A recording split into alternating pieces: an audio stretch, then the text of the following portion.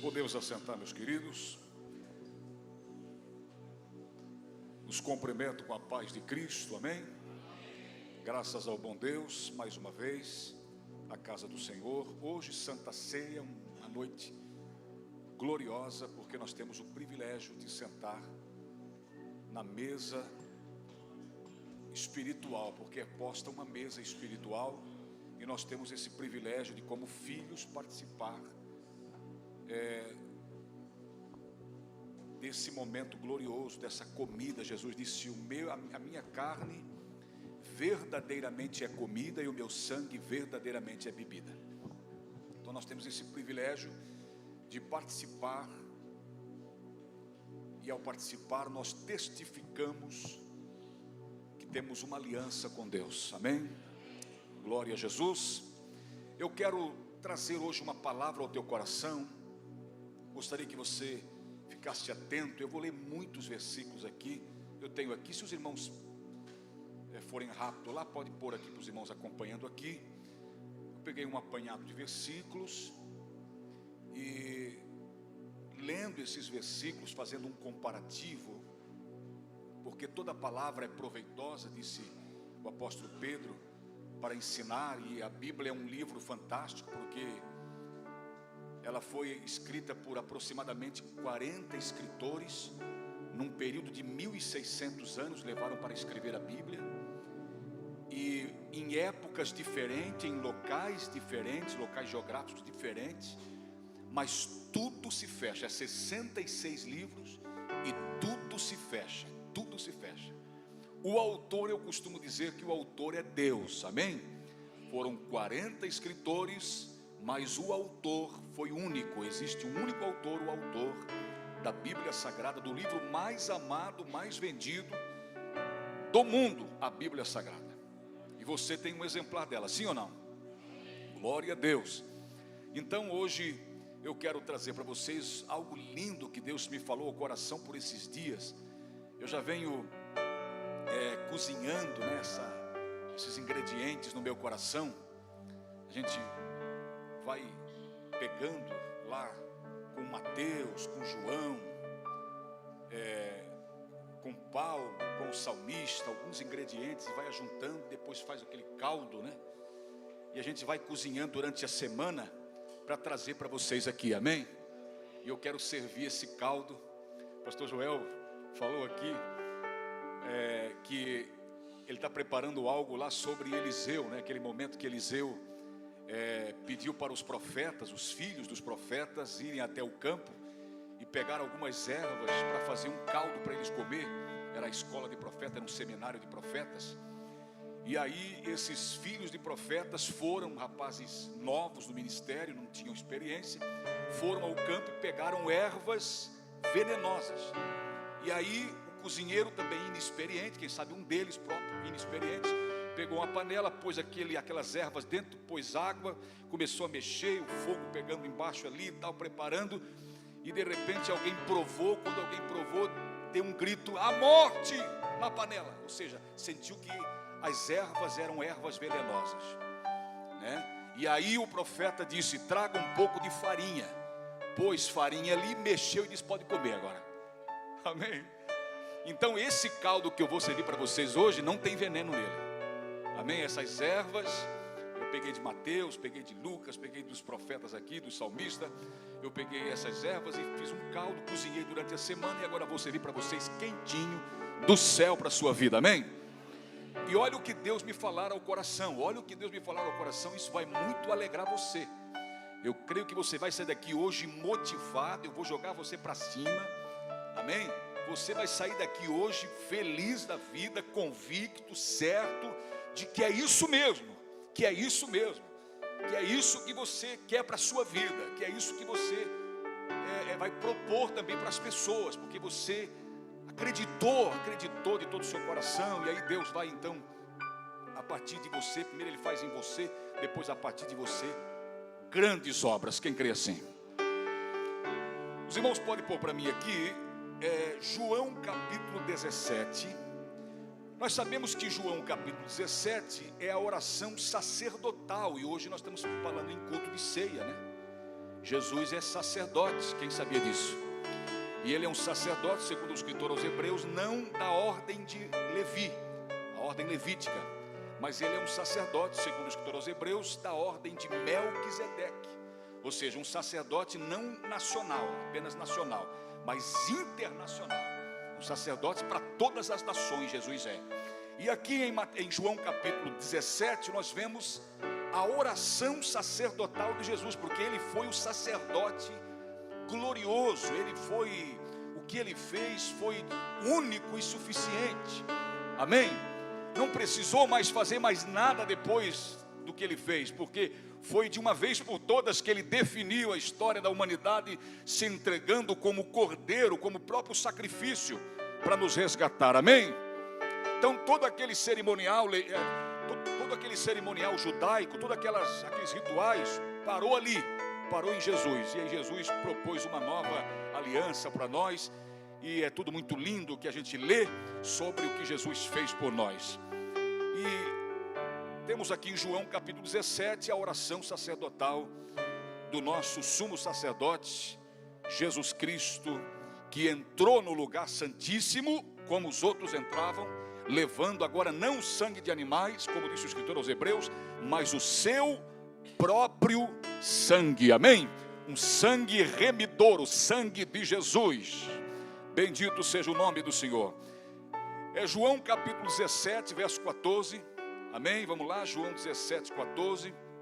Quem está aí, vai dando um sinal, vai dando um glória a Deus, vai dando um aleluia de vez em quando aí para aquecer o teu coração. Sabia que quando eu vou falar aqui um segredo, que não é mais segredo, mas talvez seja segredo para alguns, mas eu já falei aqui em outras ocasiões, mas eu vou fazer você lembrar agora. Sabia que para a gente pegar no Espírito, para a gente entender a palavra, para a gente se beneficiar daquilo que é falado, que vem desse altar, que é da boca de Deus, através da nossa instrumentalidade, para nós nos beneficiar, para aquilo fazer efeito, para aquilo pegar no Espírito, colar em nós, sabia que nós temos que dar glória a Deus? Sabia disso, irmão? Quando você entendeu, você tem que falar assim, ó, glória a Deus, eu entendi, glória a Deus, aleluia, glória a Deus. Quando você entendeu o que é falado aqui, você tem que dar um glória a Deus, porque aí cola mesmo, amém? Pega, fixa no teu espírito. Esse é o propósito de Deus, que a gente cresça. Por isso que essas palavras têm que entrar em nós e ficar em nosso coração. João 17, 14 diz assim: dei-lhes a tua palavra, e o mundo os aborreceu, porque não são do mundo, assim como eu não sou do mundo. Não peço que os tire do mundo, mas que os livres do mal. Não são do mundo, como eu do mundo não sou. Santifica-os na verdade, a verdade é a tua palavra. Assim como tu me enviastes ao mundo, também eu os enviei ao mundo. Amém? Eu quero destacar aqui esse detalhe, e o título desta mensagem que ora quero compartilhar com você é: nós não somos deste mundo. Nós não somos desse mundo. Quem está falando não é o pastor Marco. Eu estou falando o que Jesus falou. Nós não somos desse mundo. Diga para o seu irmão: nós não somos desse mundo. Isso aqui é forte. Isso aqui é violento. Isso aqui vem forte para a gente. Isso aqui vem forte. Isso aqui vem forte para o nosso coração. Quem falou foi Jesus. Jesus está falando. Olha só. De novo aqui o verso 14. Deles a tua palavra, o mundo os aborreceu. Já vou entrar nesse detalhe aqui também. Porque não são do mundo, assim como eu não sou do mundo. Perceba comigo outra vez aqui o verso 16. Ele vai dizer: não são do mundo, como eu do mundo não sou. Meu Deus, meu Deus, meu Deus. Meu Deus, meu Deus, isso muda tudo, isso muda tudo. A partir do momento que eu entendo isso muda tudo, muda tudo. Isso vira a nossa cabeça, vira a nossa vida de ponta cabeça. Muda tudo quando eu entendo que eu não sou desse mundo. Jesus falou isso. Jesus está falando que eu não sou desse mundo. Meus irmãos, prestem atenção no que eu vou falar ao seu coração agora. Olha só, eu falei que eu ia ler muitos versículos aqui. Para nós entendermos, eu preciso casar esses versículos para você entender. O Salmo 90, verso 2, o salmista diz assim, ó: antes que os montes nascessem, ou que tu formasses a terra e o mundo, sim, de eternidade a eternidade, tu és Deus. Efésios capítulo 1 e verso 4 também diz assim, ó: como também nos elegeu nele, antes da fundação do mundo, para que fôssemos santos e irrepreensíveis diante dele em caridade. Perceba comigo, Jeremias 1 e verso 5: antes que te formasse no ventre da tua mãe te conheci, e antes que saísse da madre te santifiquei, as nações te dei por profeta. Deixa eu conectar toda essa fiação para você entender. Você está por aí, amém? Na eternidade, o Salmo 90, verso 2, fala que Deus, antes de tudo ser criado, antes dos montes, tudo, lá estava Deus, na eternidade. E na eternidade, nessa eternidade, antes de existir a terra, o homem e tudo mais, Deus estava na eternidade, fazendo um plano lindo, que não foi frustrado, que não houve também um plano B. Se aquele plano A desse errado, ele teria um plano B. Não. Tudo ele planejou, tudo ele planejou. E nesse plano de Deus, lá estava quem? Quem é o segundo? Quem é o terceiro? Quem é o quarto? Nesse plano de Deus, na eternidade, antes mesmo de eu nascer, pastor Marcos, o senhor está dizendo aí, com todas as letras, que eu já estava nos planos de Deus, que Deus já me conhecia sim. Vou conectar para você aqui, Efésios 1 e 4, como nos elegeu nele antes da fundação do mundo, ou seja, nem existia o mundo ainda, e lá estava nós já nesses planos, no plano, vamos dizer então, no plano, no singular, no plano maravilhoso de Deus. E olha o que ele disse para Jeremias 1 e 5: antes que você se formasse no ventre da tua mãe, eu te conheci. Meu Deus, antes que saísse da madre, te santifiquei. Olha só agora, olha o que Deus já antevia nesse plano, olha o que Deus já planejou. Ele vai nascer, e eu já o conheço, ele vai se chamar Jeremias, e ele vai ser um profeta. Amém? No desfecho da história, no desenrolar da história, quando chegar o momento dele nascer, ele vai nascer, e eu vou escolher ele como meu profeta. Amém, queridos? Então preste atenção, nós, nos planos de Deus, já existíamos antes de vir aqui. Quem entendeu isso? Antes de eu nascer, eu já existia nos planos de Deus. Nos planos de Deus, sim. Estão lembrados o título da mensagem? Eu não sou. Mais forte, eu não sou. Entenda que você não é daqui. Eu estou falando que você estava nos planos de Deus. Aí olha o que vai acontecer. Quando Deus começa a executar os seus planos, você que está nos planos de Deus vai vir a essa terra, vai nascer aqui. Ele planeja, você está nos planos, quando chega o momento, ele te faz nascer a partir de um homem e de uma mulher. E aí ele tem um propósito. Romanos capítulo 8 diz que ele tem um propósito. A Bíblia diz que ele nos elegeu nele. Efésios fala que ele nos elegeu nele porque ele tinha um propósito. Romanos vai falar isso. Está vendo que a Bíblia se conecta? A Bíblia diz em Romanos que nós fomos chamados segundo o seu propósito. Então, ele nos planeja, estamos nos planos de Deus, ele nos faz nascer aqui. E quando ele faz que a gente nasça aqui, depois, logo após, ele chama-nos para o propósito dele. Porque entra o livre-arbítrio.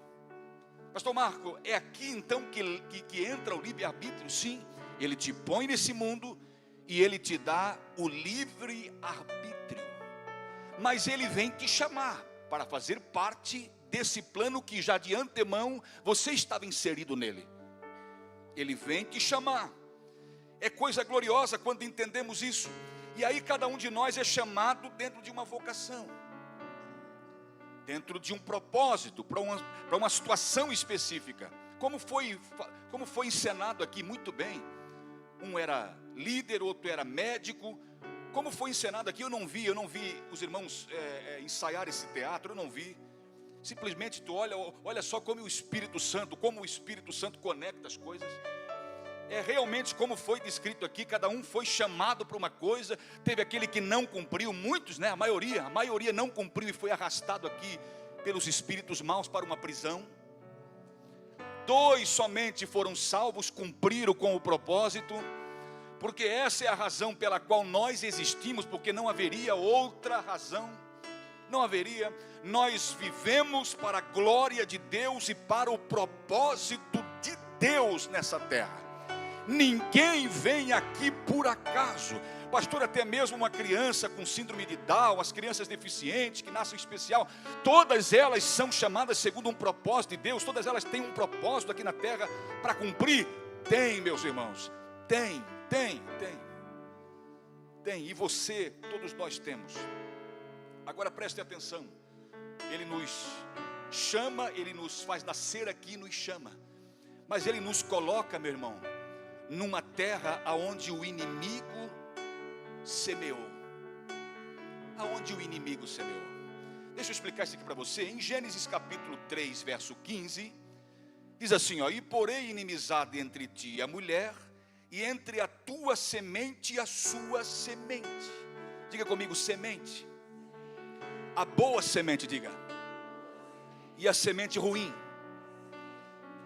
Aqui logo após o homem pecar, Deus falou que Ele colocou a inimizade. Foi Ele que diz, haverá uma inimizade entre a semente da mulher e a semente do mal. A gente vê que Adão e Eva tiveram 2 filhos. A Bíblia diz que Abel foi pastor de ovelhas, ofereceu um sacrifício conforme Deus descrevera. Caim, já por sua vez, irado e toda a vida atrapalhado, foi e tentou fazer do seu jeito, e Deus instou com ele, e pediu que ele fizesse novamente, deu uma outra chance para ele, mas mesmo assim ele não quis. E aí então,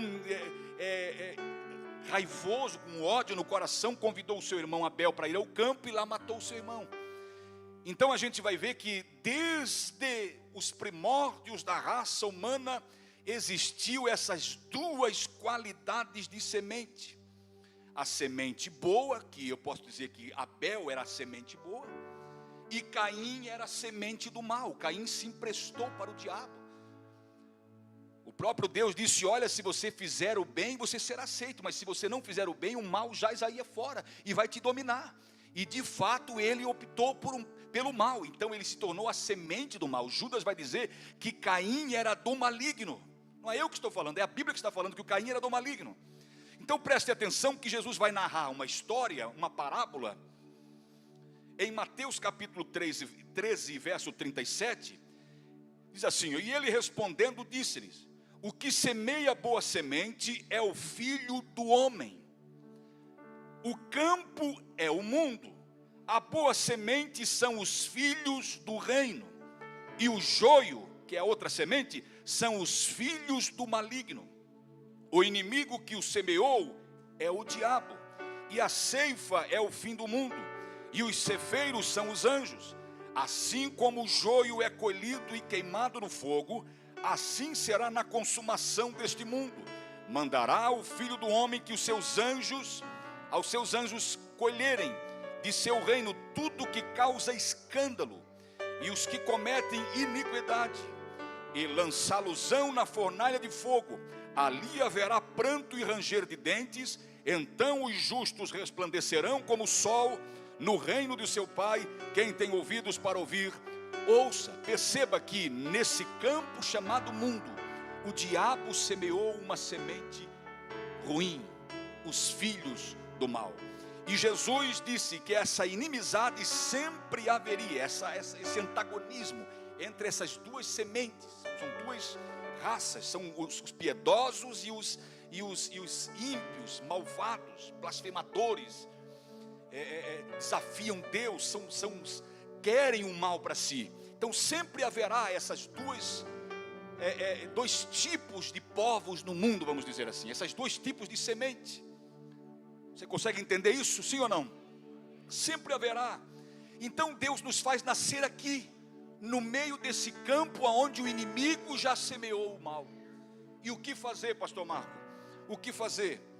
Preste atenção que Jesus falou em Mateus capítulo 4 e verso 8. Mateus narrando disse: e mostrou-lhe todos os reinos do mundo e a glória deles. Neste reino, neste mundo que Satanás semeou a sua semente, é um mundo de glória, tem os seus muitos reinos aqui, e Satanás se utiliza disso para persuadir o homem, para prender o homem. Ele oferece isso, olha só, ofereceu para Jesus. Deus nos faz nascer nesse mundo, no meio de um terreno, de um campo, que o inimigo já semeou, e Satanás se utiliza da glória desse mundo para nos seduzir, para nos puxar para ele, para nos fazer perder a noção de onde nós somos. E eu falei aqui no início, Jesus falou, e eu repeti a vocês, Jesus disse: vocês não são do mundo. O diabo quer usurpar isso, quer deletar isso da nossa mente. O diabo quer sufocar isso em nós. O diabo quer tirar, fazer a gente desacreditar disso. Irmãos, saiba de uma coisa, claro que se você entende ou não entende, uma hora, um determinado momento você vai entender que você não é daqui mesmo, porque você não vai ficar aqui. Se você entende ou não entende, saiba de uma coisa, você não vai ficar aqui porque você não é desse mundo. Agora o que está em questão é: para onde eu vou quando eu sair daqui? Eu quero ir com Deus. Eu quero ir com Deus. Satanás se utiliza, irmãos, da glória desse mundo, para seduzir. Olha o que ele disse para Jesus: eu vou te dar tudo, se você se prostrar diante de mim e me adorar. Os reinos desse mundo e a glória deles. Percebam, nós vivemos num campo, é como Israel. Eu comparo aqui, faço uma comparação muito clara, isso fica muito evidente na Bíblia. Estão lembrados que Israel saiu do Egito, sim ou não? Eles eram escravos do Egito. Eles saíram do Egito com a promessa de entrar na terra de Canaã. E quando eles entraram em Canaã, simplesmente eles já puderam ao entrar em Canaã, eles já puderam usufruir das bênçãos que tinha em Canaã, que era leite e mel, uma terra que manava leite e mel, já sim ou não? Eles não puderam, ao entrar na terra de Canaã, eles tiveram que lutar contra os inimigos que lá estavam. Então perceba, Deus nos põe nesse mundo e nós temos que lutar, porque o inimigo semeou aqui também nesse mundo. Deus semeou nesse campo, e Deus semeou o quê? Boa semente. Mas também o inimigo semeou nesse campo. E ele é tão terrível, tão sagaz, tão astuto, que ele usa as coisas desse mundo, a glória, né? A glória desse mundo, para seduzir. Preste atenção que lá em Apocalipse capítulo 12, verso 9, a Bíblia diz assim, ó: Satanás que enganava todo mundo. Então ele está aí para enganar, para seduzir as pessoas. Para seduzir. Lá em Mateus capítulo 13, verso 22, olha o que Jesus disse: mas os cuidados desse mundo e a sedução das riquezas. Está vendo? Mas os cuidados desse mundo e a sedução das riquezas, tudo isso tenta surrupiar, tenta pegar, tenta sufocar, tenta fazer que a gente, irmão, se a gente se descuidar, a gente fica só focado nas coisas daqui. E sabe o que eu estou dizendo para você nessa noite? Faça o que Paulo disse: se já ressuscitasses com Cristo, buscai as coisas que são de cima. Faça o que Jesus disse: buscai primeiro o reino de Deus e a sua justiça, e as demais coisas vos serão acrescentadas. Qual é a nossa tendência? Eu vejo aqui um perigo muito grande. Nós corremos sério perigo, meus irmãos, porque nós estamos no campo do inimigo. O inimigo semeou aqui nesse campo, e ele usa as coisas daqui para nos seduzir, nos prender e fazer que a gente tire o olho da eternidade, que a gente perca o foco, meus irmãos. Quem está por aí pode dar uma glória a Deus aí. Oh, bendito seja o nome do Senhor. Meu Deus, eu vejo o perigo, queridos. Eu vejo o perigo. Nós não somos desse mundo, entenda isso. Pastor, eu estou muito preocupado com as coisas, irmão. Paulo disse que nós temos que ter como se não tivesse. Amém? Você deve correr atrás, sim, você deve fazer a sua parte, se esforçar. A Bíblia diz, esforça-te. O Senhor falou para Josué, Josué, esforça-te e eu vou te ajudar. Mas, queridos, em detrimento à salvação, não, eu não posso fazer uma coisa prejudicando outra. Se o que eu estou fazendo prejudica a minha vida com Deus, a minha vida espiritual, se eu estou buscando primeiro as demais coisas e não primeiro o reino de Deus, estou fazendo ao contrário do que Jesus falou, está errado. Está errado. Se eu estou me apegando muito às coisas dessa vida, está errado, está errado. Você, nós, todos nós que estamos aqui, temos que focar na eternidade. Amém, querido? É lá que nós vamos viver para sempre. Tem gente que acha que vai viver para sempre aqui, e é um equívoco.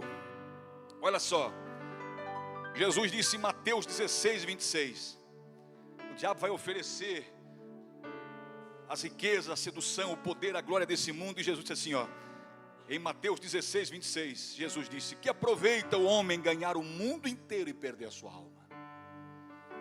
A pessoa cai no conto, cai na armadilha, cai na proposta do diabo e começa a abraçar as coisas do mundo e se esquece de Deus. Jesus disse, ele pode ganhar o mundo, mas o que adianta se perder a sua alma? Quem está aí, dá uma glória a Jesus. Esse mundo, Mateus 18, 7, Jesus disse que esse mundo, ele disse assim, ai desse mundo por causa dos escândalos. Esse mundo é lugar de escândalos, é lugar de riquezas ilícitas, tudo aqui é ilícito. Tudo, muitas vezes o que chega na nossa mão é santificado porque vem para a nossa mão, mas saiu lá da mão do traficante, saiu lá da mão daquela pessoa blasfemadora, aquela pessoa que levanta o seu dedo indicador para o céu, insultando a Deus, mas passa pela nossa mão e aí é santificado, claro. Mas esse mundo é um lugar de imundícias, esse mundo está contaminado, esse mundo está contaminado. Jesus disse, ai do mundo por causa dos escândalos. Amém? Olha só, Tiago disse em Tiago 4:4, adúlteros e adúlteras, meu Jesus, isso aqui é violento. Adúlteros e adúlteras, não sabeis vós que a amizade do mundo é inimizade contra Deus? Está vendo? Aí eu vou me tornando, o diabo vai me seduzindo, eu vou caindo no conto dele. Eu disse, tu se prostrar, porque ele quer roubar a adoração que pertence somente a Deus, exclusivamente a Deus. Ele quer roubar isso, ele quer fazer você se prostrar diante dele, não somente adorar, se prostrar, porque quando você se prostra, você está dizendo, eu te sirvo.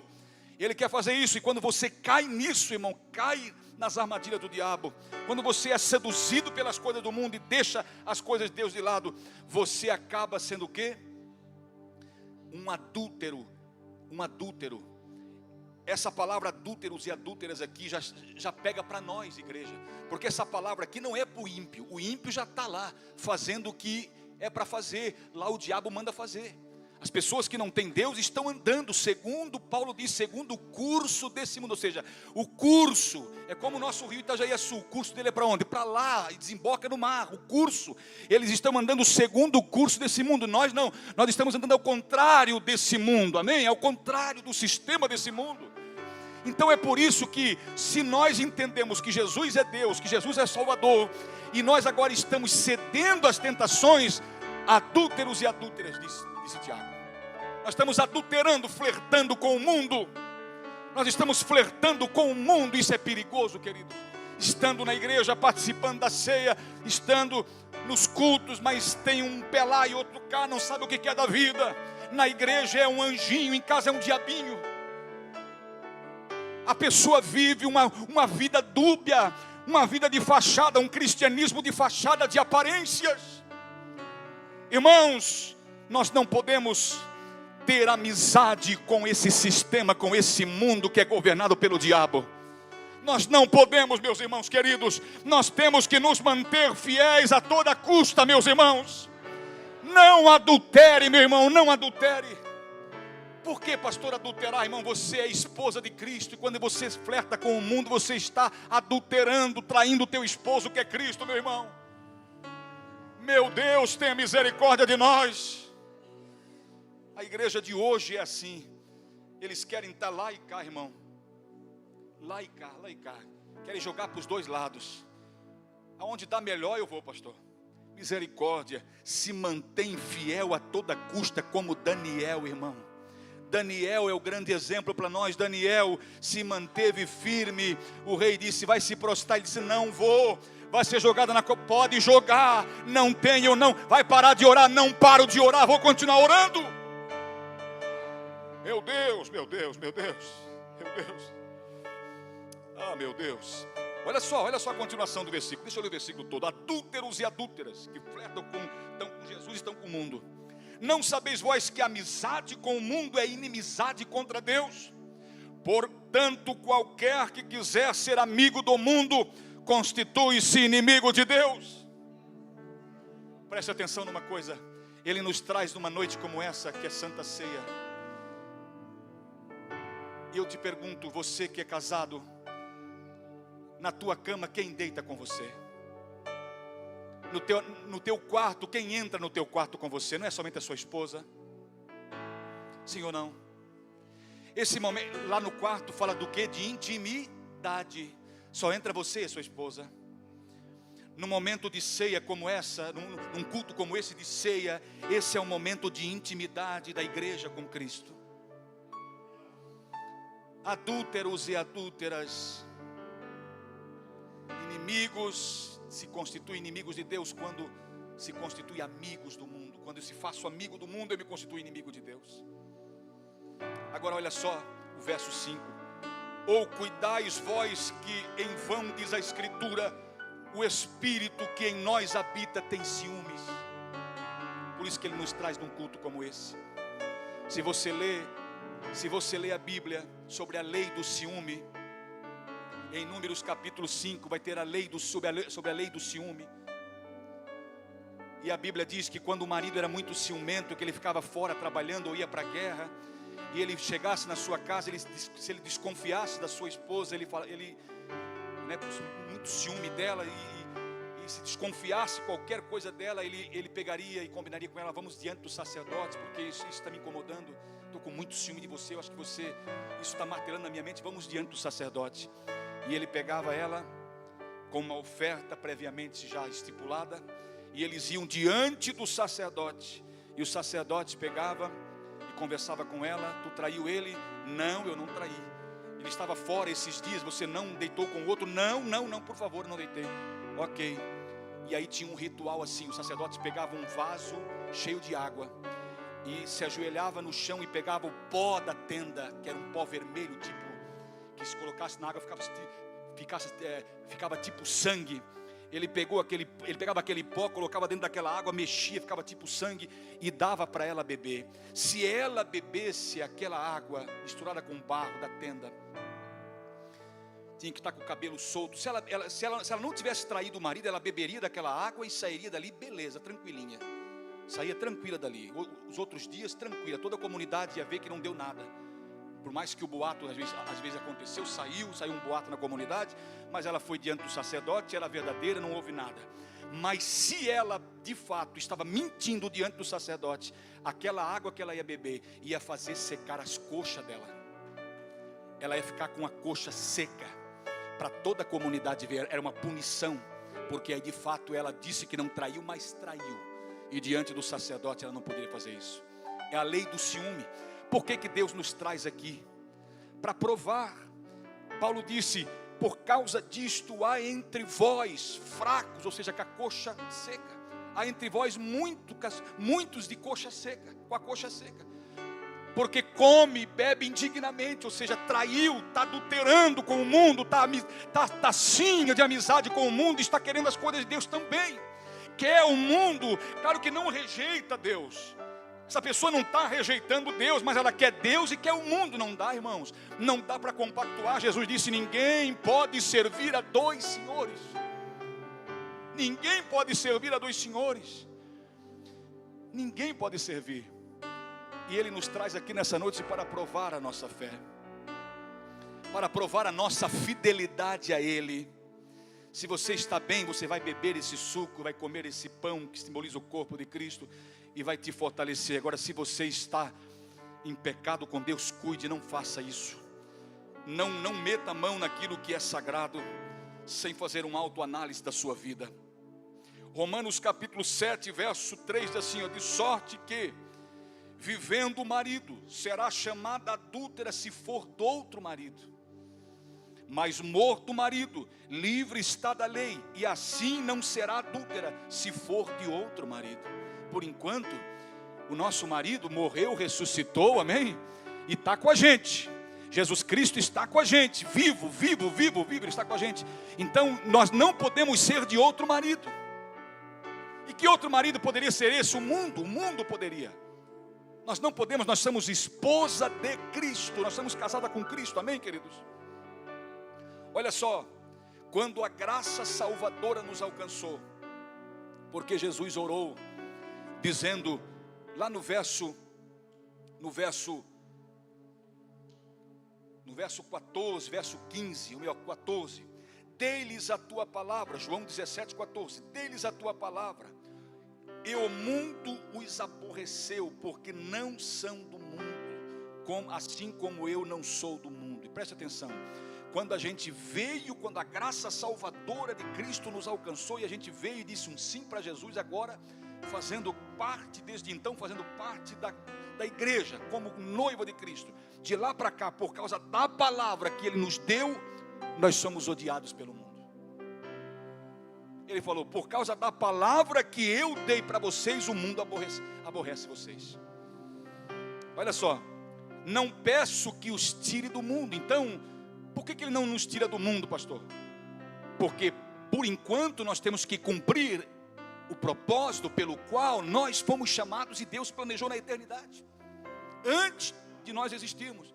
Ele planejou, e quando nos fez nascer aqui, nos fez nascer para esse propósito. Então, por isso que Ele falou, assim como o Pai me enviou ao mundo, eu também envio vocês. Estão lembrados de Marcos capítulo 16, verso 15? Ide por todo o mundo, pregai o evangelho a toda criatura. Então Ele está falando aqui, ó, não peço que os tire do mundo, mas que os livre do mal. Olha só, verso 18, assim como tu me enviastes ao mundo, também eu os enviei ao mundo nessa missão. Jesus veio numa missão, sim ou não? Para nos salvar. Nós também agora estamos numa missão para salvar também muitas vidas. Cristão, pequenos cristos. Você é cristão, então você é um pequeno Cristo.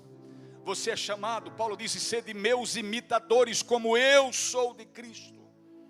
Quando nós entendemos que estamos aqui para esse propósito, meu irmão, não existe em nós uma direção qualquer. Nós sabemos aonde trilhar. Nós sabemos que o caminho é Jesus, que a gente está aqui por um propósito e a gente daqui um pouquinho vai sair daqui, porque a gente não é desse mundo. Que coisa linda isso aqui. Se isso aqui não te alegra, eu não sei mais. Olha só,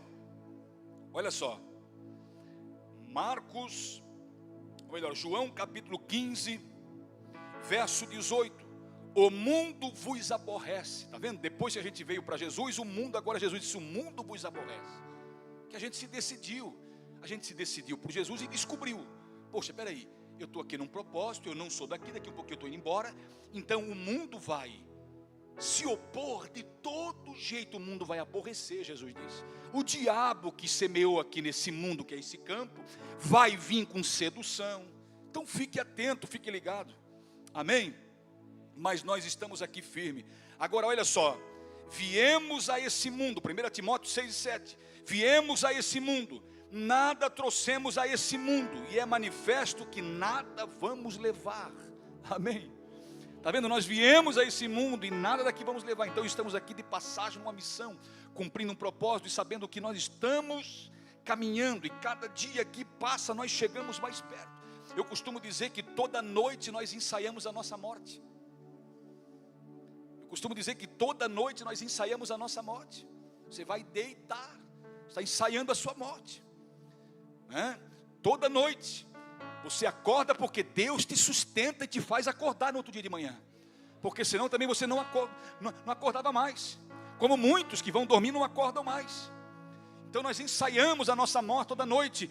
Nós não somos daqui. Põe isso no teu coração. Não se apegue muito, não se apegue às coisas daqui. Viva intensamente o propósito de Deus na sua vida, e no fim, meu irmão, no fim vai ser bênçãos para a tua vida. Sabe por quê? Porque aí Jesus vai falar assim, ó, Mateus capítulo 25 e verso 34, então dirá o rei aos que estiverem à sua direita: vinde, benditos de meu Pai, possuir por herança o reino que vos está preparado desde a fundação do mundo. Naquele plano, Ele já preparou um reino, preparou um lugar para a gente, sabia que nós viríamos viver nesse mundo, nessa época, para cumprir o propósito dEle, e depois nós voltaríamos para lá novamente. Tem um hino que diz: para casa voltarei, Ele vem me buscar. Amém? Ele vem me buscar, para casa voltarei. Deixa eu ler o último versículo para você dar um glória a Deus aqui nessa noite. Olha só, Mateus 24 e 14. E este evangelho do reino será pregado, mas será pregado por quem? Por anjos? Não, será pregado por todos nós. Enquanto a igreja estiver aqui, a igreja tem que pregar por todo mundo, em testemunho a todas as gentes. Está entendendo a missão? A missão dada para depois voltar para casa, depois sair daqui e descansar eternamente. Pastor, eu preciso descansar, eu ando muito. Irmão, o teu descanso não é aqui, o nosso descanso não é aqui, o nosso descanso é ali. Ele preparou um lugar para nós. E eu termino dizendo: não somos deste mundo, assim como Ele não era deste mundo. Vamos nos colocar de pé. Ele veio, cumpriu a missão. Ele veio, cumpriu a missão e voltou, sim ou não? E nós? A mesma coisa. A mesma coisa. Já parou para entender isso? Já entende isso? Parou para pensar nisso? Nós estamos na missão. Somos enviados a esse campo que o inimigo bagunçou e semeou a semente ruim. E nós fomos chamados aqui para fazer a diferença, pregar o evangelho, esse reino, e esse evangelho será pregado a todo mundo. E como isso? Através de nós, através da igreja. Olha o que foi ilustrado e muito bem aqui. Os que não cumpriram com a missão, olha o griteiro, olha o desespero, saíram arrastadas por aqui. Isso ali, se não trazer temor na gente, né? Eu me arrepiei todo ali, até o restinho de cabelo da cabeça. Me arrepiei todo. Amém? Porque é forte. Deus conta com a gente para a propagação do seu reino.